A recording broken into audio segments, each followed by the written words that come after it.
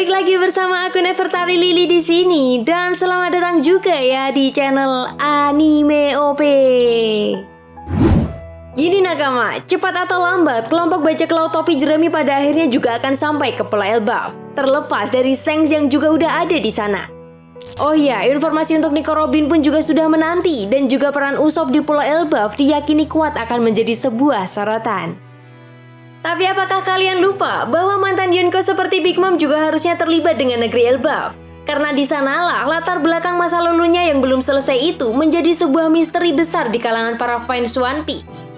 Nah, nanti akan kita bahas ini ya, oke.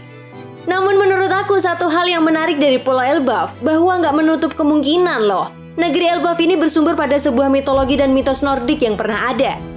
Seperti halnya pulau-pulau lainnya, Oda Sensei sepertinya akan memberikan referensi paling memukau untuk Ars Elbaf sendiri. Dan hipotesanya sih, itu berkaitan dengan kisah Asgardian dan kisah pohon Yggdrasil. Nah, kenapa harus Asgard? Ya, ini didasari karena di sana telah dikonfirmasi akan ada sosok dewa yang berperan krusial. Kabarnya, dewa itu perwujudan sosok villain di negeri tersebut. Namanya adalah Loki. Dan jelas, jika itu Loki maka referensi bumi Asgardian dan alam semestanya akan ada di sana. Di sini, Mimin coba akan mendalami Elbaf dan segudang misterinya dari Loki hingga Asgardian. Oke, baik. Ini akan menarik. Tapi sebelum masuk ke pembahasannya, jangan lupa untuk like video ini dulu ya guys. Sebagai dukungan kalian semua untuk channel ini ke depannya. Dan tentunya biar aku tambah semangat lagi ngentennya. Nah, jika sudah, terima kasih banyak ya guys.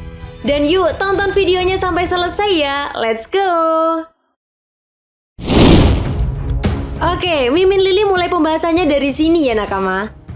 Kalian harus tahu nih, bahwa Elbaf akan menjadi salah satu tempat paling indah di kisah One Piece.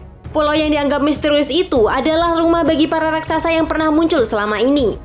Konon dikatakan di sanalah pegunungan menjulang tinggi, lebah hijau luas membentang, dan sungai-sungai mengalir dengan jernih. Di Elbaf karena bentukannya seperti bebatuan seperti itu, langit terlihat lebih biru dibandingkan tempat lain di peradaban One Piece. Bukan hanya itu saja guys, banyak dari bajak laut yang ingin sekali mengunjungi dan berpetualangan di sana. Bahkan Luffy dan Usopp begitu excited setelah mendengar tujuan selanjutnya dari Pulau Egghead adalah Pulau Elbaf. Namun Mimin Lily juga mengingatkan, kejernihan Elbaf juga diimbangi dengan kegelapan di dalamnya. Dari catatan sejarah kemungkinan terbesar, di sanalah pertemuan-pertemuan mengharukan. Dari para bajak laut, villain besar, pengungkapan Mother Carmel, maupun Rod Poneglyph, Pulau Elbaf tak lepas dari hal itu. Apalagi nih, Rod Poneglyph terakhir juga diyakini ada di tempat ini. Nah, untuk kasus Usopp sendiri juga akan menarik nakama. Karena dia berkeinginan untuk dikenal sebagai seorang pahlawan yang pemberani di lautan, alias Brave Warrior of the Sea. Selain itu, Usopp juga ingin hidup dengan penuh kebanggaan dan kehormatan layaknya para raksasa suku Elbaf. Tapi sebenarnya apa yang membuat Elbaf ini akan menarik? Karena mungkin di sana memang akan memiliki beberapa alam di dalamnya. Kenapa kita bilang gini? Oke, validasi ini kita dasari dari kemunculan sosok raksasa yang bernama Loki. Nah, dari kemunculan pertamanya, Loki ini diperkenalkan sebagai pangeran yang pemikiran dan perilaku yang menyimpang dari para raksasa lainnya. Namun sayangnya, sampai saat ini kita belum dijelaskan secara detail ataupun mendapatkan informasi yang lebih mengenai sosok Loki ini. Namun bisa jadi, Oda Sensei mungkin akan mengambil referensi bumi Asgardian dan sejarah buku Nordik untuk Pulau Elbaf. Jadi gini nakama, memang sepertinya akan menarik jika ada sebuah entitas yakni para bajak laut kuno yang sudah eksis di era kerajaan besar. Era di mana para raksasa itu juga mungkin bersumber dari bajak laut Nordik. Jadi di sanalah nantinya kita akan diperlihatkan kentalnya nuansa Viking serta mitologi yang menjadi keseruan untuk Ars Elbaf. Sumber ini juga didasari karena raksasa yang disebutkan sebagai villain adalah Loki. Nah, di kisah Asgardian sendiri, dewa Loki sangatlah populer. Loki ini dikisahkan sebagai dewa keturunan yang memiliki tipu muslihat yang sangat tinggi. Loki juga seringkali dijuluki sebagai si pembawa dan pencari masalah loh. Mungkin aja nih, konsep dewa Loki inilah yang diadaptasi untuk villain dalam Ars Elbaf nantinya. Selain itu, jika kalian masih ingat, pada manga One Piece di chapter 866 ada siluet yang menggambarkan sosok raksasa besar di sana. Nah, itulah Pangeran Loki. Bahkan awalnya, Loki ini sempat akan dijodohkan dengan salah satu putri Big Mom yaitu Lola. Namun Lola menolaknya karena perjodohan tersebut memiliki unsur politik yang kuat. Dan seperti yang udah aku singgung tadi, sebenarnya masalah Big Mom di Pulau Elbaf itu belum kelar, apalagi dengan misteri menghilangnya Mother Carmel. Itu sebabnya perjodohan itu dimaksudkan untuk memperbaiki hubungan ras raksasa dengan Big Mom sendiri. Namun sayangnya perjodohan itu gagal. Karena ya seperti yang kita tahu, Lola menolak menikah dengan Pangeran Loki. Hingga Big Mom pun sempat ingin menggantikan Lola dengan kembarannya yang bernama Siphon. Cuman siasat itu diketahui Loki dan membuatnya sangat marah besar. Nah, seperti yang sudah banyak diteorikan bahwa sejarah Elbaf ini kemungkinan juga akan terhubung dengan era kerajaan kuno. Apalagi kelompok bajak laut topi jerami yang bersiap untuk menuju ke sana. Dan tidak menutup kemungkinan Luffy dan kelompok bajak laut topi jerami akan segera bertemu dengan Shanks. Itu sebabnya guys, ini juga bisa menjadi sebuah alasan kenapa kelompok bajak laut rambut merah ini justru diperlihatkan datang ke Pulau Elbaf. Padahal sejak tiba di negeri Wano, dia sudah bertekad untuk segera menemukan harta karun One Piece. Artinya kemungkinan besar nih, Shanks paham betul kalau sebenarnya informasi tentang salinan Rod Poneglyph ada di Pulau Elbaf.